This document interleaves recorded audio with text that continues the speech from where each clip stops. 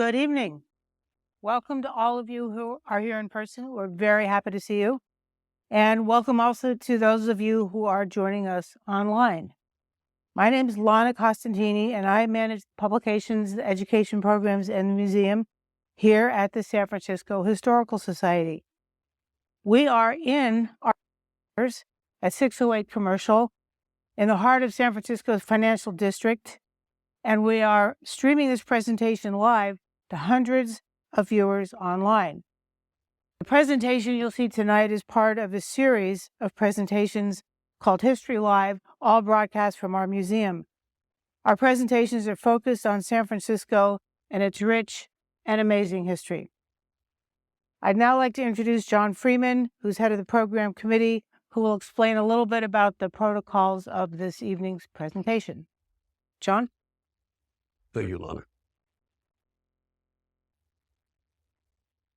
Protocols, essentially what we've already covered with the audience, which means don't stand up while we're broadcasting this, while we're filming it. But other than that, the protocols are pretty simple in terms of stay tight, and this is all being professionally done so that we will be able to show that. You can also go to our library of presentations and really be pleased. We had years of not being pleased with what we were doing outside of live, but not to be videoed. All right, let me just start then with our speaker tonight. I started thinking about Richard Brandi, who I've known for so long. I started thinking, gee, I don't know his bio. I know what high school he went to. He went to the University of California. But there is a very long bio of Richard Brandi's architectural historical work. And so he's a major name in architectural history in San Francisco. And we're thrilled to have Richard with us. So his topic is one that I've been on his walks. I've done other things with Richard. We've discussed things, but it's those neighborhoods that started basically out of Presidio Terrace and then morphed into, that's 1905. Well, actually a little bit before 1905. But, and then that takes and goes out to a number of neighborhoods, and there were exclusive and there were restricted neighborhoods. And all that would have to change, but that was a time period of wonderful neighborhoods that were very expensive to live in. Some were not quite as expensive, but Rich will explain the whole thing, and so I don't need to take any more of this time. But without any further ado, Richard, you're on. Thank you, John. That was a very kind introduction. And he's just summarized my entire talk, so we can all get out really early. But I do have books for sale, so the evening won't be a total loss. John did mention these neighborhoods, and what were they? So they were called a term we don't use anymore, and in fact, it only lasted for a few years.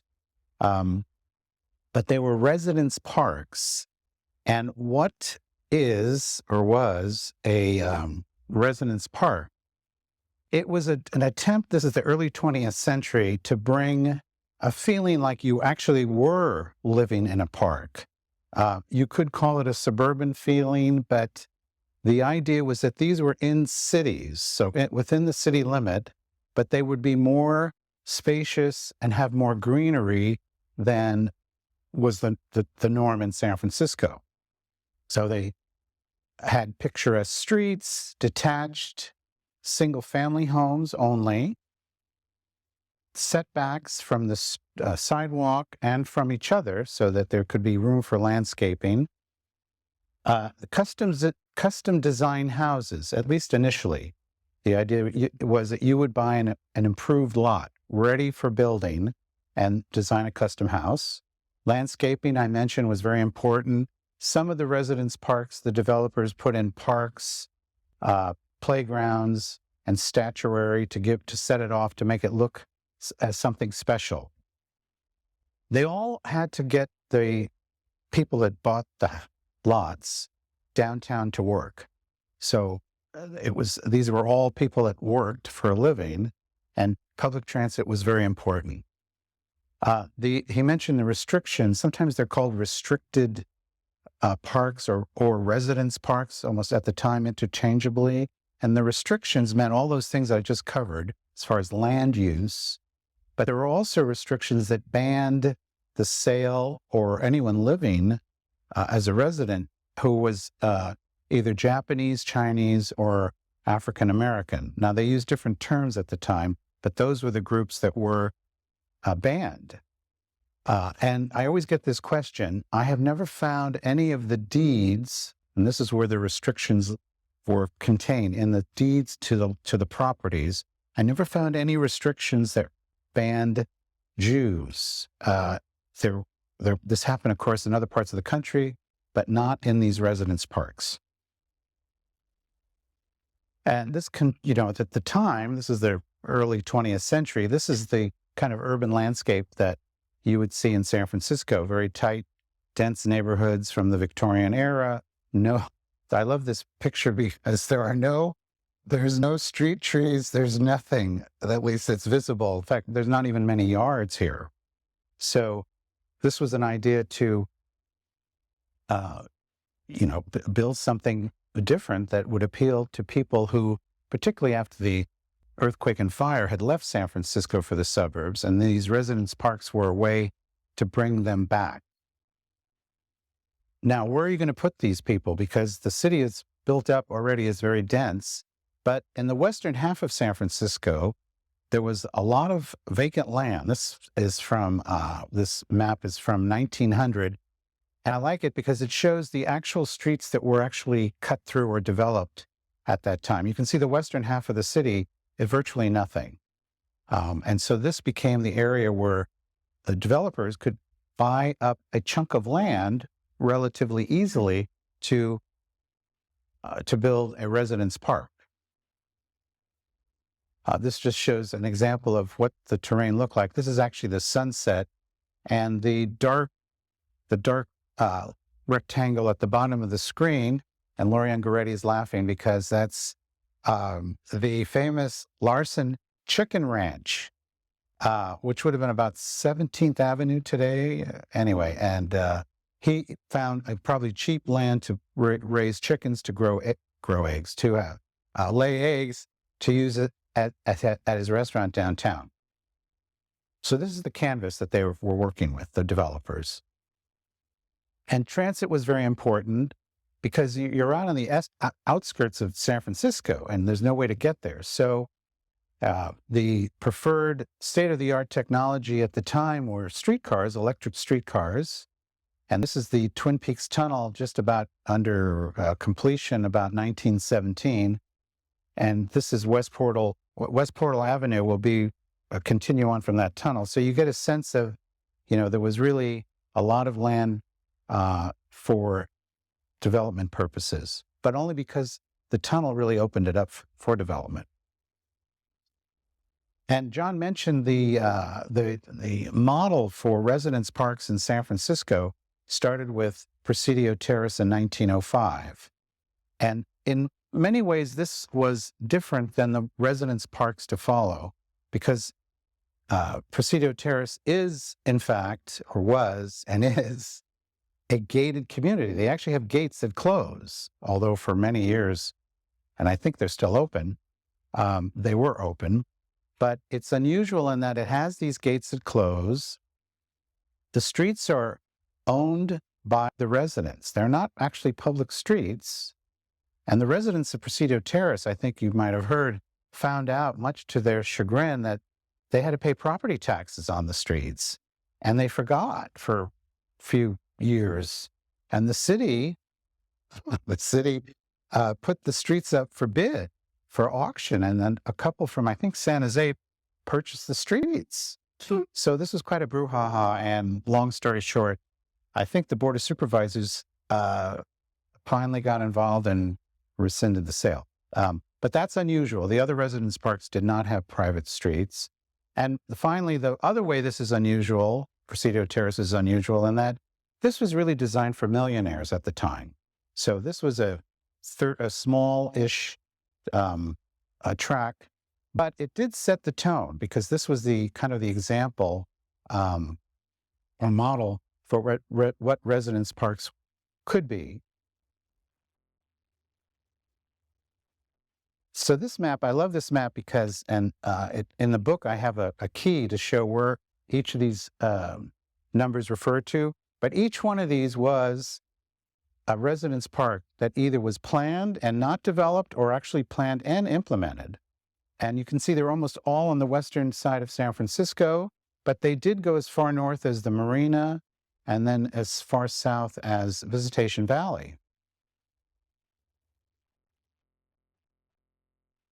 Now, what could you get in these residence parks that you couldn't get otherwise? So this was a series of amenities and features that were very important. This is, you would have quiet streets. There were actually no streetcars are running and no trucks running on your area. Now I pulled examples from different residence parks around the city. Landscaping, detached houses. Many of them had views, and one of the big, in the advertisements, the big feature were what they called marine views. And clearly this is a marine view. This is Seacliff, about 1916. And you can still stand here, but there's trees and there's other houses, so you can't see the Golden Gate. By the way, there's no Golden Gate Bridge, of course. But this was a very big deal because they're on the outskirts of San Francisco, and a marine view, if you had the land that could that had a view, was a big selling feature. What I didn't realize was that marine view meant any view of the ocean from either north, south, or west. It wasn't just like a western view. This is Ashbury Terrace, and I'm standing on the stairs of the house on this side of the street. So the people across the street and the rooms in the back must have a wonderful view off their back. And then some of the developers also tried to put in small parks for the enjoyment of the residents. This would be literally, having a park in your residence park, although this was somewhat rare because it takes a lot of land to do that. And almost all of them featured some sort of entry gate that didn't close, but at least had pillars or statuary, again, to give you a sense that this is going to be something special. Particularly, these were the first things to put in, the gates, before there usually were either any houses or very many. So why would you buy a lot at the outskirts of town with the streetcars either coming or it's going to come to reach it? And the idea of putting the gates was to give you a sense that this was going to be something special. There was going to be some permanence to this, and it was okay to sort of take the risk. They also made a big point of urging people to buy now, because these lots are only going to go up in price once the streetcar's in, or once this happens, or once that happens. They used to advertise stuff that I don't think you can advertise today about guaranteeing that the lots would triple in value. There were some amenities that were kind of, what's the word? I was going to say peculiar, but certainly unique. In Ingleside Terraces, a sundial was installed. And if you know Ingleside Terraces, this is a sunny day, it's often foggy. So, how would you test the time in the fog? But it was a promotional device, and it is kind of a little public space, again, with lawn in the middle of the thing. By the way, it's now a San Francisco landmark. It does take a little, go on Google, you can find it, but you have to get to it. It's not easy to find. And then I didn't realize this is Crocker Amazon on the Outer Mission, which was a residence park, but more of a working class one. This was not fancy. These houses were more modest. But even here, this is the entrance. They had a pavilion. This is made out of wood that was there for about 20 years or so. And then it was taken down. And for many years, this was just a white spot in the road.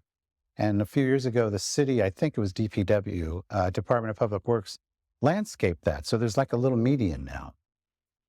But again, this is to set these places off. Some fountains.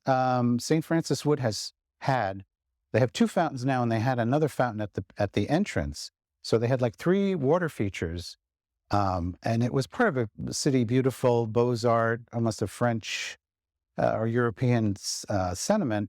And I always, I always kind of get a laugh because, again, this is a sunny day, but sometimes, you usually have fountains when it's really hot and you want the water to cool the air, and they don't have that problem so much.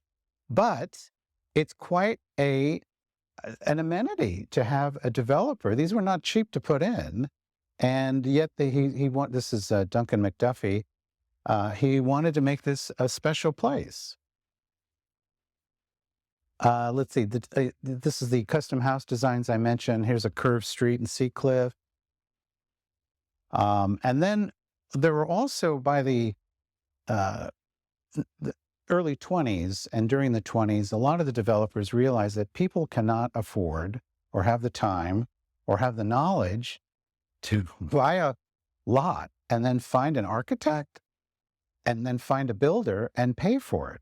So the model shifted to where the developer would either give you free plans, house plans, you could build it, or they would build it for you, or they would just build, which were in effect tract houses. These are spec houses. This is St. Mary's Park, and there was one architect that designed, I think, all of the houses. But again, even here, the facades are changed to give a little variety, and they're all detached still. There's a median here, which the photo doesn't show, gives you sort of a grand entrance into St. Mary's, that is, it goes down to what is now the Freeway 280. Just very briefly, this is a quick overview of the architectural styles in the residence parks. This time period, the early 20th century, was a time of very big interest in so-called period revival architecture, so revival of different historical periods, usually in Europe, but some Japanese influence as well.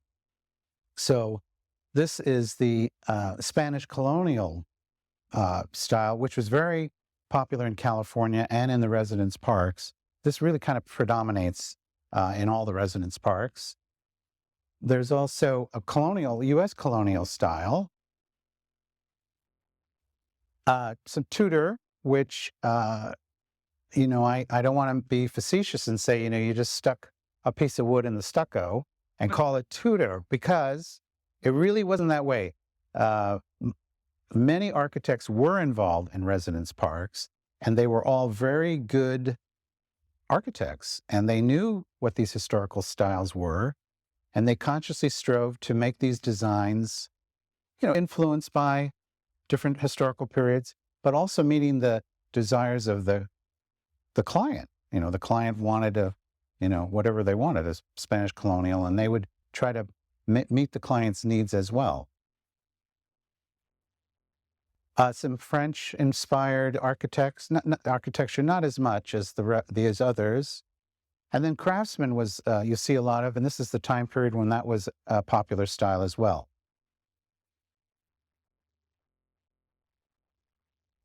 And I know we have some real architectural historians in the audience. So I'm calling this the first Bay Area tradition. And this is a kind of it's a regional style in the Bay Area where it's a little more idiosyncratic, and it has different influences. Think of Bernard Maybach, perhaps, as someone who really epitomizes this idea. So it doesn't fit into those other styles. But again, these are very painstakingly designed designs. This is a quick list of some of the architects that were involved in the residence parks, and they range all of the well-known and prominent local architects in the Bay Area.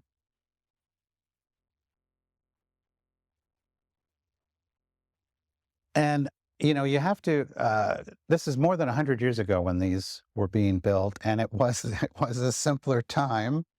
There were no planning or environmental rules. There was no affordable housing requirements.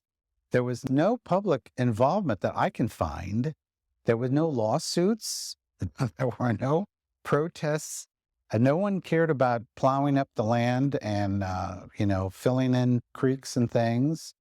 And the developers took all the risks. So there was no private partnership. There was we didn't have an income tax till 1913. So there was these guys, and most of them were small businessmen. They took all the risk. And we'll find out that kind of hurt them just about as they got started. But things happened very quickly. So many of these residence parks were launched in like 1912, 1914. And within like less than 3 years, they have the roads in, the utilities in, all the landscaping in, and the houses are built and they're selling. Just to give you kind of an overview of some of the developers that were involved in this, in looking at this, they kind of fall into three categories of developers. There were the professionals. These are the guys that really knew what they were doing. They'd been in business a long time, and they were established firms. Baldwin and Howell is a name that goes back to the 1880s. Actually, they were in business till the 50s, I think. And they were the instigators of the first residence park, Presidio Terrace. But they did other ones for the working class in Mission Terrace, off again in the Mission District, and some others. Mason McDuffie at St. Francis Wood, he came from the East Bay, where he had actually done several of these kinds of parks, so he knew what he was doing. He already had experience doing this, and he had a clear vision for what he wanted to do in San Francisco. Harry Allen, who did Seacliff, and Windsor Terrace, which is a tiny little place, which I won't, but it was the same idea. Then Lion and Hog. I'm sure everyone's heard of Lion and Hog, right? They're a household name. They were a very successful firm, and they did a lot of work not only in San Francisco but in the peninsula. So if you're from Burlingame, there's actually a Lion and Hog tract or subdivision. Anyway, they were very important. They did West Clay Park, which was a 1910 residence park, and that made a lot of publicity in 1910. It's a smallish, about 30 or 40 houses. Anyway, then we have the family builders. These are people who were accomplished builders. They usually did their own designs in-house. And the most famous one is Fernando Nelson. And then Fernando Nelson's son, he brought the sons in. Fernando started as a carpenter in 1860, San Francisco. And then, became more successful and became a developer. And then Joseph Leonard, who was from Alameda originally and did a Jordan Park and then Ingleside Terraces, which is a large one, over 600 houses. And then we have the amateurs. That's what I'm calling them. They would say they were capitalists, and we would say entrepreneurs of the 1912s. There was a millionaire son who was quite a character, who started Jordan Park, and he named Charles Jordan, so he named it after himself. A cattle rancher who laid out Merced Terrace. Haberdasher, who was the son of a rich guy, and he dabbled in this as well, in Claremont Court, which is now part of West Portal. The Archdiocese of San Francisco was a developer of St. Mary's Park on the grounds of the old St. Mary's College, and they started in 1914, and World War I was tough on all the developers, so they put everything on hold until the 20s, and then so you see all these houses in the 20s. And I have to add that, I mentioned the racial restrictions, that banned basic Asians and blacks from buying. Well, the deeds to St. Mary's Park were actually held by the Archdiocese. So these covenants, they adopted what everyone else did, and even though it's the Catholic Church. Then there's another guy who I'm going to talk a little bit more about, who had a lot of jobs. But he started or one of his more successful jobs was as a sewing machine salesman. He started in Ardenwood, which is not the Ardenwood that you might know, but it was an earlier idea.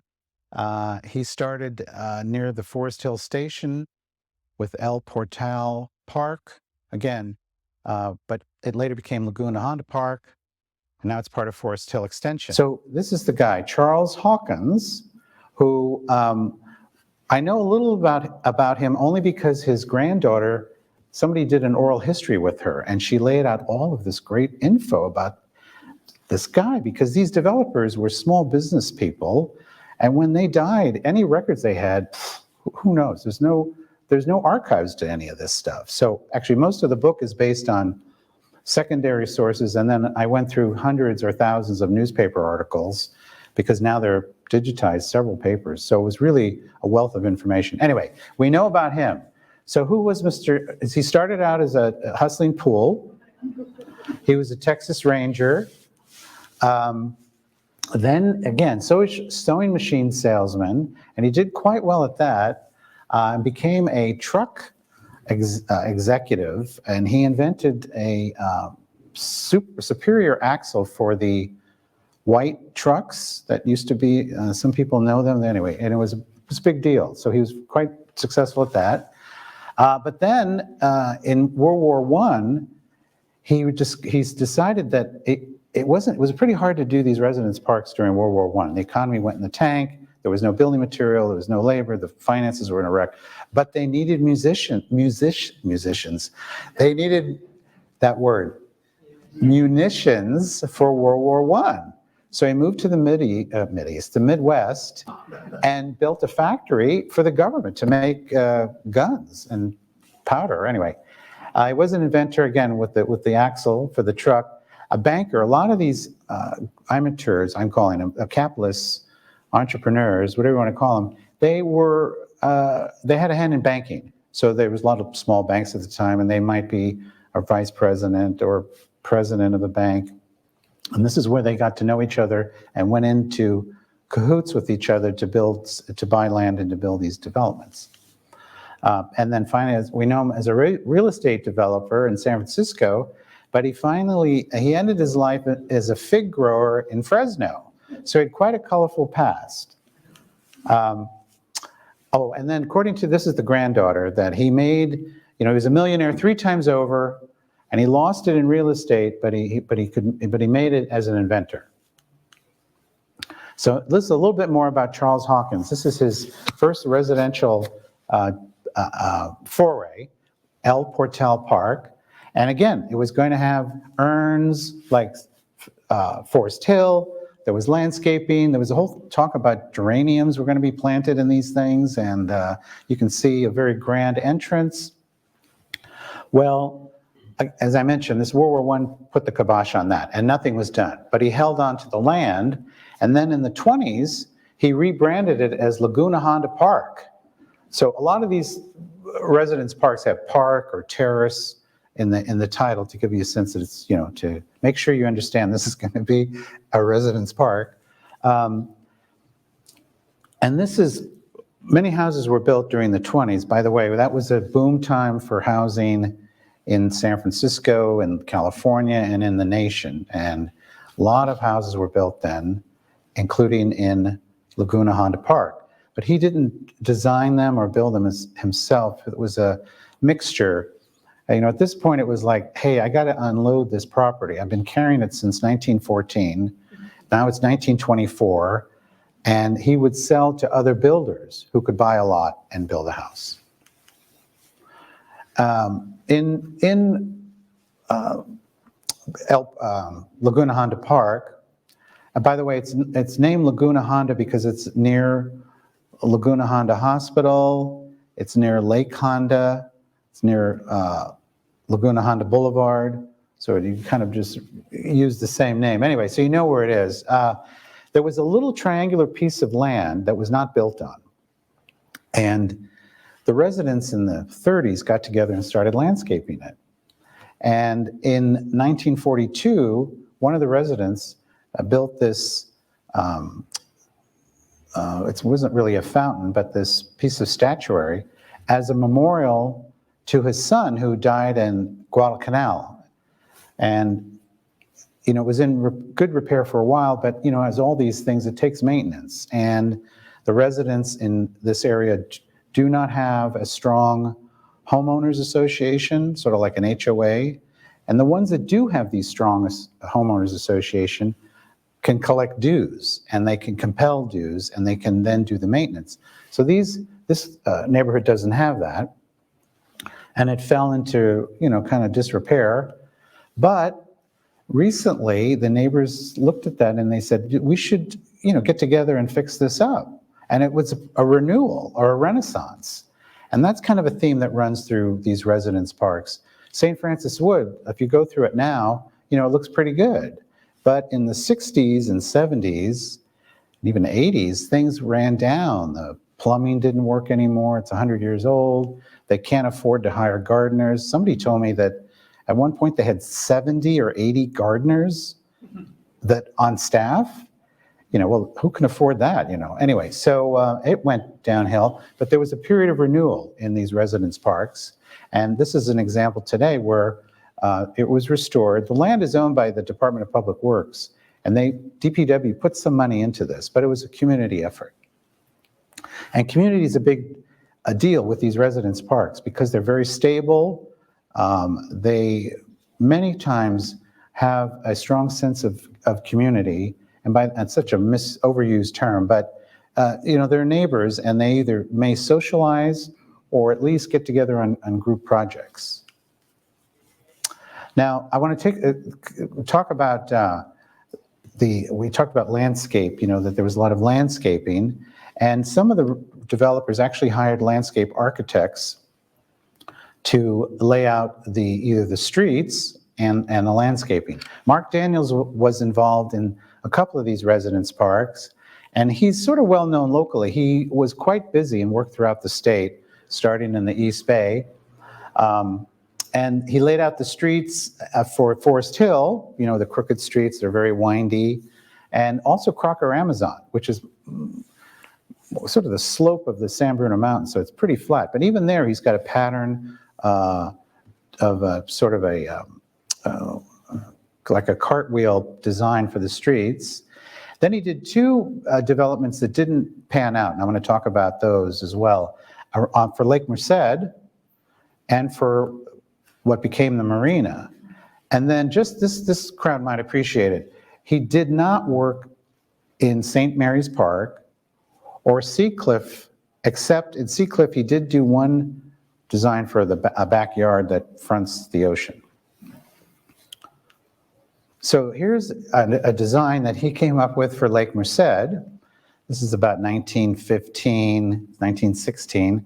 And you can see these curved streets and a long diagonal that cuts through the entire thing. This was a part of this, again, a Beaux-Arts City Beautiful inspired idea that we're going to have like no grid, pretty much. Curved streets to give this picturesque feeling. This was, on all sides of Lake Merced. And nothing came of this, as did many plans for Lake Merced. You could do a whole lecture, Lana, on schemes for Lake Merced that never happened. But this was one. And then he was also involved on the grounds of the former Panama Pacific International Exposition of 1915, which is a temporary exhibit, and all the temporary buildings were removed or demolished. So we have all this big flat land to build on, and he was asked to come up with a plan for a residence park on the Marina, and this is what he came up with this big circle streets, and the arrows point to three features that were going to be kept from the PPIE. One of them is the Palace of Fine Arts, which was kept, and that's at the top of the picture here. And then to the far right, there was a column of progress, a big tall column that was going to be kept as well. And then there was the building on the left corner was another building that was going to be hoped to be retained. They didn't know what to do with it. They would think, well, maybe it could be a teacher's college or something. And nobody could come up with the money or a good reason anyway. But anyway, he designed these streets so that you have a focal point leading to these major features. Well, the property owners, and there were many, it's a complicated history. It wasn't just one property owner that owned all of this land. And they said, no, this is way too complicated. We gotta get our money out of this. So could you simplify it? And he said, okay, so the top version is a bit of a less grandiose version. He still kept this semicircular street that goes through the area, and he's still got these two main roads that crisscross and that lead to some sort of feature. So on the left, the upper left, the road would lead to the Palace of Fine Arts. You would be driving or walking down it, and you would see that in the distance. The other way the north-south would have been this column of progress. And by the way, the column of progress existed for a couple of years, but cars kept smashing into it, so they took it down. That's progress. That's progress. But by the way, the fountains in St. Francis Wood was crashed about 10 years ago, and there was a similar fountain done by the same architect in Berkeley that was crashed, and that was restored too. So be careful with these features in the middle of the road, because they're very expensive to redo when they get smashed. But even the upper design was too much. Some of the property owners said, listen, this is 1918, we can't, the building is tough. We can't do these grandiose things. No one's going to want to do this. So for reasons that remain somewhat unclear, at least to me, the property owners on the left-hand side of the screen, closest to the Palace of Fine Arts, said, listen, just continue the Western Addition grid. So the streets just keep going north as they did in the Western Addition, and don't do any fancy circular plans and curved streets and whatnot. It's too hard to sell lots. But the property owners on the right did keep most of his street design or street pattern, but they didn't do residence parks. So when you go in the Marina, you'll see a lot of a pretty dense area, right? And there are flats or 2 or 3 story buildings. There's single family homes as well, but it's a mixture. And this is a lost opportunity, because the whole point of the, I would say, the Marina is the Palace of Fine Arts. It was a big deal in 1915. People loved it. They wanted to save it. And it's been a big deal throughout time. In the early 60s, it was crumbling again. Let's save it. Let's fix it up. And then it went through another renovation, I don't know, 10 or 20 years ago. So this is a big deal. It's like, what do we have like this in San Francisco that's this, beautiful? It's sort of just a piece of beauty. It has no functional purpose, really. So he was going to have a street that would line up right with it, and you could get a view of that as you're walking or driving. Well, because they continued the grid, the Western Addition grid, they paid no attention to it. And this is what I always think is, even as a kid, getting to this was always sort of, how do you get to? You got to go the side way or the back way. It's hard to get to anyway. So it's a bit of a lost opportunity. But they were trying, these developers, and it was difficult because they were, as I mentioned, small businesses. They had not a lot of access to capital. They didn't have a lot of staying power. And World War I was tough, and many of them couldn't implement their resident park ideal or implement it to the extent that they would have liked. But we still have a gift to the streets. But before we get to that, I often asked, who lived in these residence parks? And it wasn't the super wealthy. It wasn't the people in Presidio Terrace. So they weren't millionaires, at least then. But they were well-off professionals, maybe bank presidents or officers in national companies, a lot of doctors, architects, and lawyers. So it's professionals. They were all geared to people that either had families or were going to have families. That was a big part of the marketing. This was a safe place to raise kids. Lots of outdoor air and clean air to raise a family. And then, as I mentioned, it was whites only until really the 60s, although this type of illegal discrimination was in effect outlawed in 1948. That is to say, the deeds had these prohibitions. So if you bought a house, if I sold you a house and you were in one of the prohibited groups, it would be up to the neighbors to sue in court to rescind the sale. It wasn't a government or a city ordinance that did this, but it was up to private enforcement. Anyway, 1948, that was ruled to be unconstitutional. But there was informal and not so informal discrimination, at least through the 60s. And as I mentioned, Jews were okay. So what do we have to show for all this and development in the early 20th century? We've got, sort of by my count, about 7,500 real quality houses. We do have a lot of landscaping and gardens that are rare for San Francisco. They are exclusive, but not the super rich. And then I have to qualify that because everybody's gotten wealthier, it seems like. And the Sharon Stone house in Seacliff, I guess, supposedly sold for $39 million, which this is maybe a few years old, so who knows what prices are there. Anyway, but Seacliff is a little more expensive than some of the other ones. And then after Residence Park, we went back to the grid, pretty much. And this, there's a trade-off here because I'm showing the Sunset, and many of these homes were built after World War II for returning servicemen and women, and they were affordable, and they were built quickly, and it allowed this whole area to, fill up with houses and people. Oh, so now that concludes Residence Park. Now I have a quick commercial for my next book, and I want to see if anyone's interested in what it is.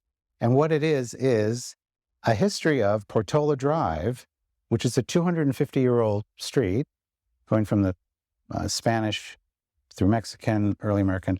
And this is a picture of that when it was a trail we're looking sort of towards Twin Peaks, and the road is coming into the Mission, to Mission Dolores.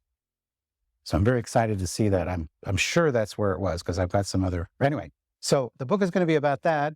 And then it shows what happens over time. So what happened, the street, it's not just a book about street building, although I talk a little bit about that, but what went on side the road. So there were a lot of schemes to build houses along Portola Drive at different time periods. And then widening of Portola Drive to accommodate the cars. This is the 1950s. And I was able to track down where many of these houses, there were houses on the left-hand side there, where they were moved. And they were moved, many of them, jacked up and moved to a vacant lot somewhere where a new foundation had been made, and they were plopped down. So house moving was very common in the 50s. There were not only street widening, there was freeways going in 280 and 101. So this was common at the time. And then this is the 60s off Portola Drive. And this was a development that sparked one I'm calling maybe one of the first environmental battles to save Twin Peaks, because what has been saved is literally the top of the peaks. But if you can imagine, when those were not there, you could actually see more of the mountain. And that was lost in this development. And then I have to say, because Evelyn, you're here, thank you for being here. Evelyn Rose and I, from the Glen Park History Project, you see that little concrete structure below the road on the right-hand side that looks like a ruin? So Evelyn and I, did some research, and we found out that was going to be a Fat Boy restaurant, a hamburger joint in the late 30s. It would have been the only commercial place on Portola Drive. And just as they were starting to build it, the city said, well, we want to widen the road. So they took it over, but they left that. And no, we're the only people that know that. But now you all know that too. Anyway, so if you're interested in learning more about it whenever the book comes out, if you could write your contact info on that? Just email, actually. So I can just update you when I get further along. Anyway, so that's the commercial on that. Then there's one final commercial. I'll be very quick. This is the Colombo Market Arch in Sydney Walton Plaza. That's up for landmarking. And if you would like it, I would like your support. You could write to the Historic Preservation Commission. Anyway, I don't know, how am I doing for time? Am I okay? And I'm not going to say too much more about that, but or maybe I should. Okay, so very quickly, this was a produce market, wholesale produce market, founded by Italians in the 1880s. It was designed. They had a wood building. It was kind of ratty, and after 20 years, they moved into a nice brick building for this produce market, and it was burned in the 1906 fire and earthquake, of course. And I always thought that that this was like rebuilt, but that arch is actually from the original 1894 building, and they just built on it. Anyway, so it's part of the park now. It's part of the park design. The market was demolished to make way for the Golden Gateway as part of redevelopment in the early 60s. Anyway, so thank you very much, and that concludes my talk.